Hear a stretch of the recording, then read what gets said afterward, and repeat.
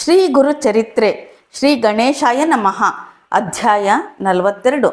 ಸಿದ್ಧಯೋಗಿಗಳು ಗುರುಚರಿತ್ರೆಯನ್ನು ಮುಂದುವರೆಸಿದರು. ಅವಧೂತರು ಬ್ರಹ್ಮಪುತ್ರ ವಿಶ್ವಕರ್ಮನಿಗೆ ಪಂಚಕ್ರೋಶ ಯಾತ್ರೆಯ ವಿವರ, ಸ್ನಾನ, ಪೂಜಾಕ್ರಮಗಳನ್ನು ಫಲಸಹಿತ ಹೇಳಿ ಗುರುಸ್ಮರಣೆಯನ್ನು ವಿದ್ಯುಕ್ತವಾಗಿ ಮಾಡಿದಲ್ಲಿ ಯಾತ್ರೆಯ ಫಲ ಅಧಿಕಗೊಂಡು ಶಂಕರನು ಸುಲಭದಲ್ಲಿ ಒಲಿದು ಶೀಘ್ರ ಪ್ರಸಾದ ನೀಡುತ್ತಾನೆಂದು ತಿಳಿಸಿ ಅದೃಶ್ಯರಾದರು. ಕಾಶಿಯವರೆಗೆ ಕರೆತಂದು ಯಾತ್ರಾ ವಿವರ, ಫಲ ತಿಳಿಸಿಕೊಟ್ಟ ಈ ಅವಧೂತರು ಭಗವಾನ್ ಶಂಕರನೆಂದೇ ದೃಢವಾಗಿ ನಂಬಿದ ವಿಶ್ವಕರ್ಮನು ಯಥಾವತ್ತಾಗಿ ಕಾಶಿ ಯಾತ್ರೆಯನ್ನು ಪೂರ್ತಿ ಮಾಡಿದನು. ಅವನ ಶ್ರದ್ಧೆ ಭಕ್ತಿಗೆ ಮೆಚ್ಚಿದ ಭಗವಾನ್ ಶಂಕರನು ಅವನಿಗೆ ದರ್ಶನವನ್ನಿತ್ತು ಅವನ ಸಕಲ ಇಷ್ಟಾರ್ಥಗಳು ಸಿದ್ಧಿಸಲೆಂದು ವರ ನೀಡಿದನು. ಶಿವನಿಂದ ವರ ಪಡೆದ ವಿಶ್ವಕರ್ಮನು ಶಿವಲಿಂಗವೊಂದನ್ನು ತನ್ನ ಹೆಸರಿನಲ್ಲಿ ಪ್ರತಿಷ್ಠಾಪಿಸಿ ಗುರುಕುಲಕ್ಕೆ ಹಿಂತಿರುಗಿದನು. ಗುರು ಪರಿವಾರದವರು ಬಯಸಿದ ಎಲ್ಲ ವಸ್ತುಗಳನ್ನು ಅವರಿಗೆ ನೀಡಿ ಅವರೆಲ್ಲರನ್ನೂ ತೃಪ್ತಿಪಡಿಸಿದನು. ಸುಪ್ರೀತರಾದ ಗುರುಗಳು ವಿಶ್ವಕರ್ಮನಿಗೆ ಅನೇಕ ವರಗಳನ್ನು ನೀಡಿ ಹರಸಿದರು.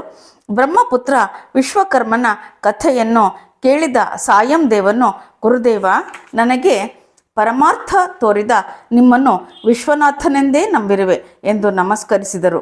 ಆಗ ಶ್ರೀ ಗುರುಗಳು, ಸಾಯಂ ದೇವ, ಇದೀಗ ನಾವು ನಿನಗೆ ಕಾಶಿ ದರ್ಶನವನ್ನು ಮಾಡಿಸಿದ್ದೇವೆ. ಇದರಿಂದಾಗಿ ನಿನ್ನ ವಂಶದ 21ನೆಯ ತಲೆಮಾರಿನವರೆಗೂ ನಿಮ್ಮವರು ಕಾಶಿಯಾತ್ರಾ ಫಲವನ್ನು ಹೊಂದುವರು.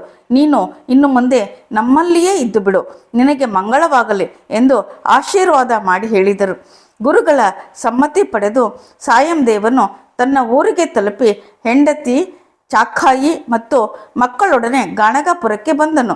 ಸಾಯಂ ದೇವನು ಕನ್ನಡ ಹಾಗೂ ಸಂಸ್ಕೃತಗಳಲ್ಲಿ ಪದ್ಯಗಳನ್ನು ರಚಿಸಿ ಶ್ರೀ ಗುರುಗಳಿಗೆ ಅರ್ಪಿಸಿದನು.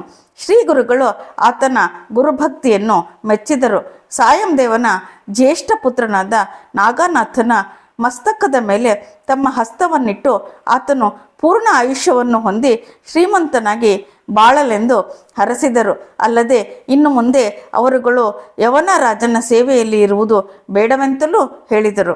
ಅವರನ್ನು ಶ್ರೀ ಗುರುಗಳು ಸಂಗಮ ಸ್ನಾನ ಮಾಡಿ ಬಂದು ಅನಂತನನ್ನು ಪೂಜಿಸಿ ಕೃತಾರ್ಥರಾಗಿರೆಂದು ಆಶೀರ್ವಾದ ಮಾಡಿದರು. ಆ ದಿನ ಅನಂತ ಚತುರ್ದಶಿಯ ವ್ರತವಾಗಿತ್ತು. ಸಾಯಂ ದೇವನ ಬೇಡಿಕೆಯ ಮೇರೆಗೆ ಶ್ರೀ ಗುರುಗಳು ಅನಂತ ವ್ರತದ ಪೂಜಾ ವಿಧಿ ವಿಧಾನಗಳನ್ನು ವಿವರವಾಗಿ ತಿಳಿಸಿ ಹೇಳಿದರು ಎಂಬಲ್ಲಿಗೆ ಶ್ರೀ ಗುರುಚರಿತ್ರೆಯ 42ನೇ ಅಧ್ಯಾಯವು ಸಂಪೂರ್ಣವಾಯಿತು.